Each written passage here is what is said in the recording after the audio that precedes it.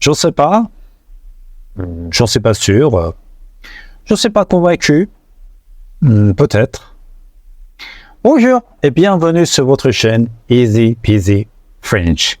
Aujourd'hui, nous allons apprendre 15 expressions ou phrases très importantes si vous voulez exprimer votre doute. Ce que j'ai fait dans cette vidéo, c'est que j'ai ajouté l'équivalent ou le texte anglais. Alors, si vous connaissez l'anglais très bien, ce sera mieux pour vous.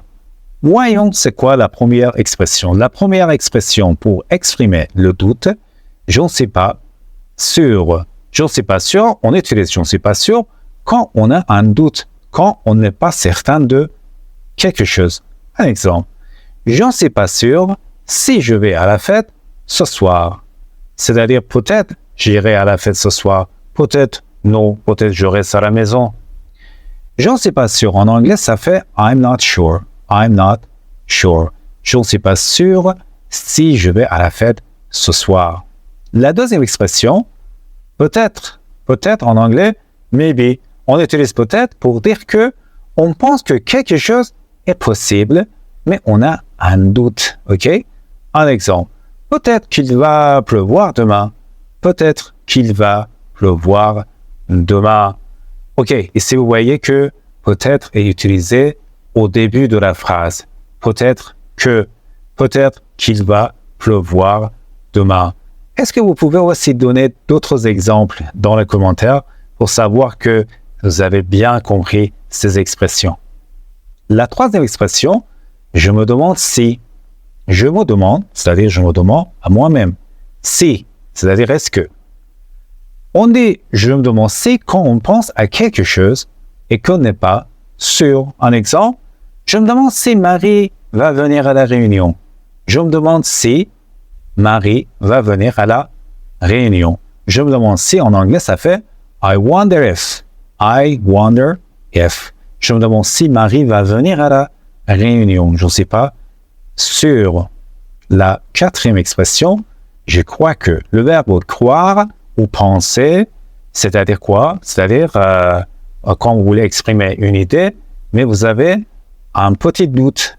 Donc vous dites, je crois que. Un exemple, je crois qu'il est en retard.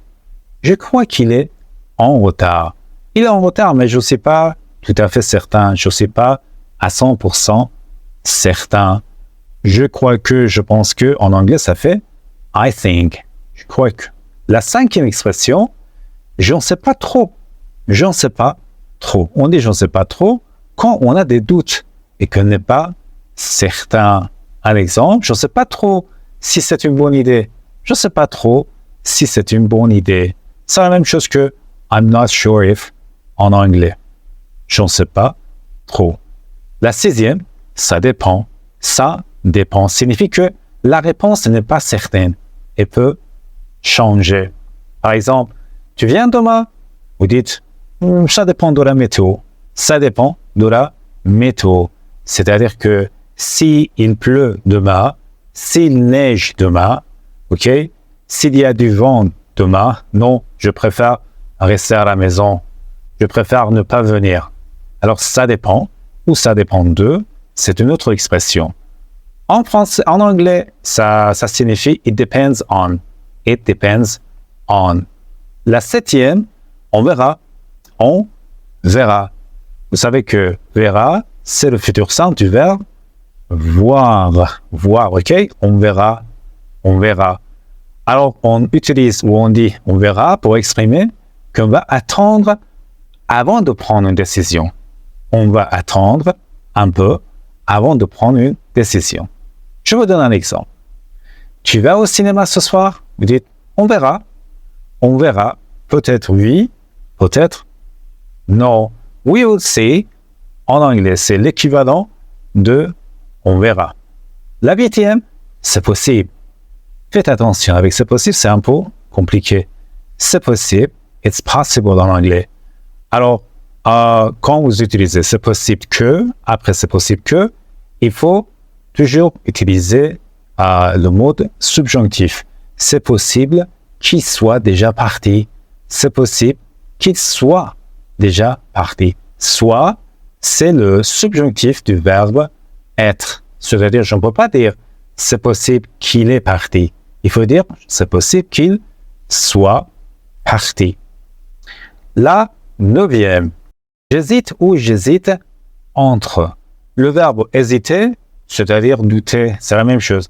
Parfois, quand vous ne pouvez pas prendre une décision ou quand vous ne pouvez pas faire un choix ou choisir entre deux choses, vous dites j'hésite entre.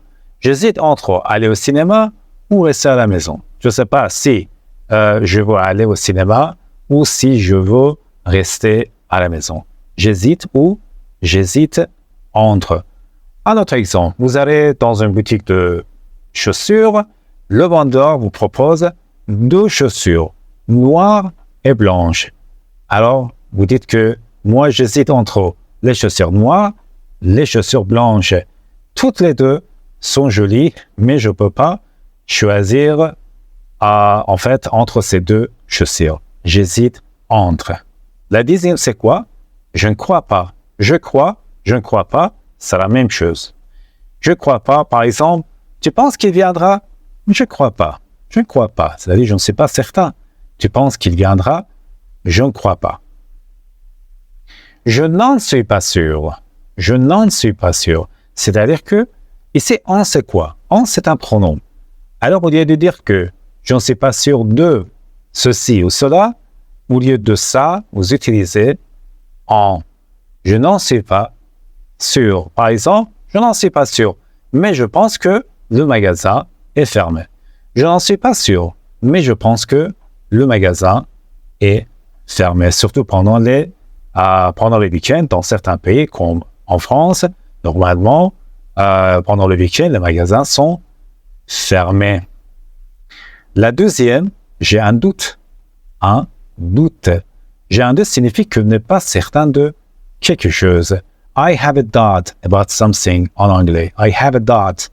J'ai un doute sur l'heure de la réunion.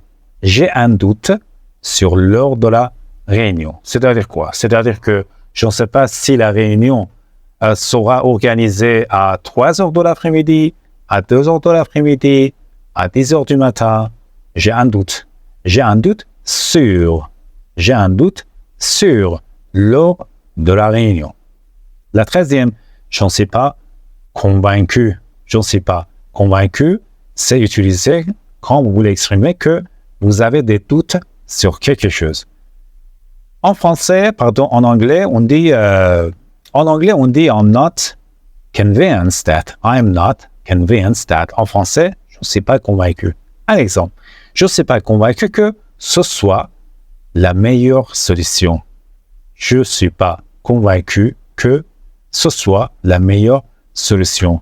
Quand vous voyez après, je ne suis pas convaincu, alors si les phrases qui expriment la certitude, quand ces expressions sont négatives, après que, il faut mettre le subjonctif. Je ne suis pas sûr que ce soit la meilleure solution. La 14e, je ne suis pas certain ou je ne suis pas certain. Si vous êtes une femme, il faut dire certaine. Si vous êtes un homme, il faut dire certain. Alors on dit je ne suis pas certain pour exprimer que on n'a pas de certitude. On n'a pas de certitude. Je ne suis pas certain que ce soit possible ou je ne suis pas certaine que ce soit possible. Et la dernière expression, ça me semble douteux. Ça me semble douteux. Cela signifie qu'on a un doute sur la vérité ou la fiabilité de quelque chose. Ça me semble douteux que cette route soit sécurisée. C'est-à-dire que je ne sais pas si c'est dangereux ou non de prendre cette route. Ça me semble douteux que cette route soit sécurisée. Voilà, c'est la 15e expression de doute. Vous devriez apprendre toutes ces expressions parce qu'elles sont absolument utilisées par les Français. Il faut les savoir et apprendre à les utiliser dans les conversations. Si vous savez d'autres expressions ou bien d'autres exemples, je vous prie de les mettre dans les commentaires. Merci, au revoir.